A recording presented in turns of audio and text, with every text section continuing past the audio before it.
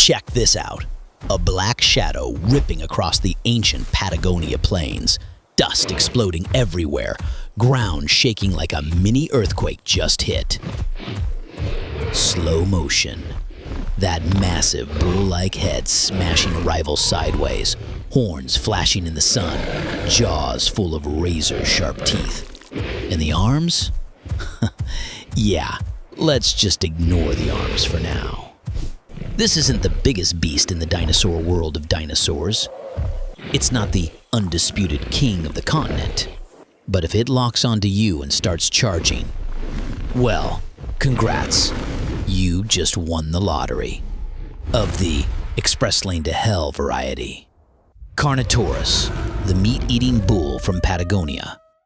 Today, we're breaking it down like a special ESPN 30 for 30 episode, Speed Demon. The bull that shouldn't exist. Welcome to the player profile, the most misunderstood badass in prehistoric history. First up, the Scout Report. Carnotaurus lived about 72 to 69 million years ago. Late Cretaceous, home turf, Patagonia, Argentina. The same wild land where people still stumble over its bones today. Length, 7.5 to 8 meters. Weight, 1.3 to over 2 tons. Big, sure, but in the theropod league, it's solidly mid-tier. Lean, aerodynamic build, like a winger, not a center back. We've only got one nearly complete skeleton to study, so every single bone gets the VAR treatment from paleontologists. FIFA card time. Size, 83. Strength, 85. Speed, 95. Arms? 5. With the crying laughing emoji slapped right on it. And man, the face. Just don't judge a book by its cover. Short, deep skull, 2 thick horns above the eyes that could have been even longer with keratin sheaths, making it look like a raging bull that wandered onto the set of a horror movie. Scientific name literally means meat-eating bull. Sounds more like a steakhouse special than a nightmare predator. Neck packed with muscle, perfect for headbutting rivals like it's a Spanish bullfight on steroids.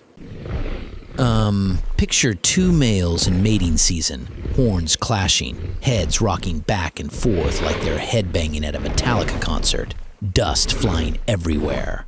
Equal parts badass and kinda ridiculous, like 2 jacked up pickup trucks trying to parallel park with their bumpers. Forget that smooth CGI glow from the movies.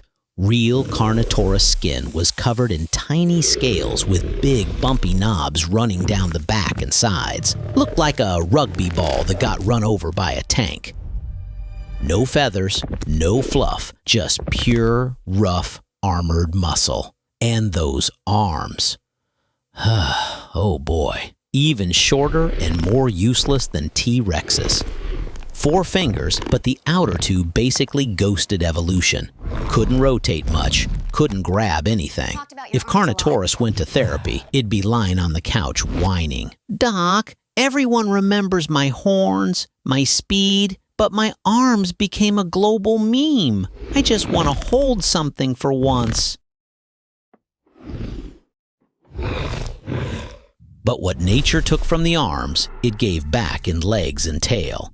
Turbocharged edition. Long, sleek hind legs, slender femur packed with power. And that tail?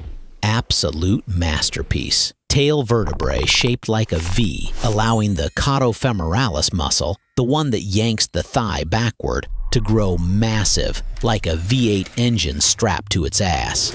Result? Top speed estimates 35 to 50, maybe even 50 plus kilometers per hour in a straight line. Translation? This thing could outrun a scooter in downtown Rome traffic, except it never signals and has 0 regard for traffic laws. Stiff tail meant tight corners were tricky, kinda like an F1 car tuned for the straight but sketchy in the chicanes. But who cares when you're sprinting straight at dinner with that attitude?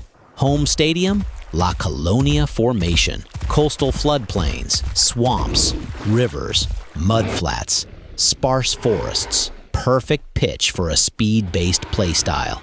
Opponents everywhere, medium to large sauropods, plump hadrosaurs, plus a few cousin abelisaurids like coelacanth sharing the turf.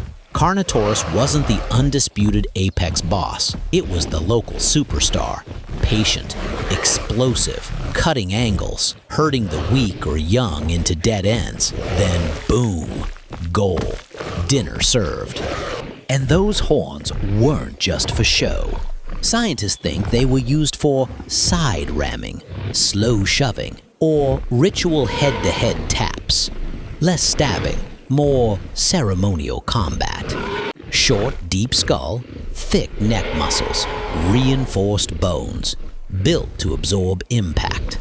Imagine it, two bulls circling, horns touch, heads rocking in rhythm, dust and snorts everywhere, like two Land Rovers playing bumper cars with no insurance. Yet Hollywood keeps doing him dirty. Disney's Dinosaur, background villain for Aladar. Jurassic World, cameo sprint by.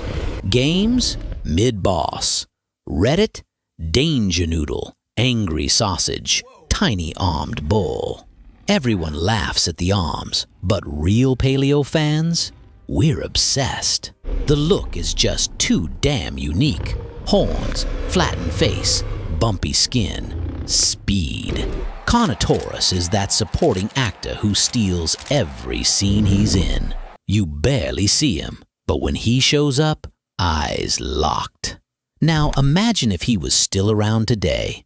Quiet afternoon on a modern Patagonian ranch. Sheep grazing peacefully. Then a black blur blasts past at 52 kilometers per hour. Sheepdogs freeze. Rancher drops his mate cup. Nope, not today. Safari park sign. Remain in vehicle, especially if you resemble livestock. Global insurance companies would file for bankruptcy in a week. But here's the thing, and I'm getting a little serious for a second. Carnotaurus never had the brand power of T-Rex, never ruled an entire continent like Giganotosaurus. It was just this wild, weird design that somehow worked perfectly. Big horns, useless arms, ridiculous speed, armored skin. And it survived. It hunted. It lived. Somewhere out on those ancient plains, you can almost still hear it. The thunder of those feet running flat out just to see one more sunrise. And we're sitting here in 2025, mouths open, thinking, damn, that bull was absolutely legendary.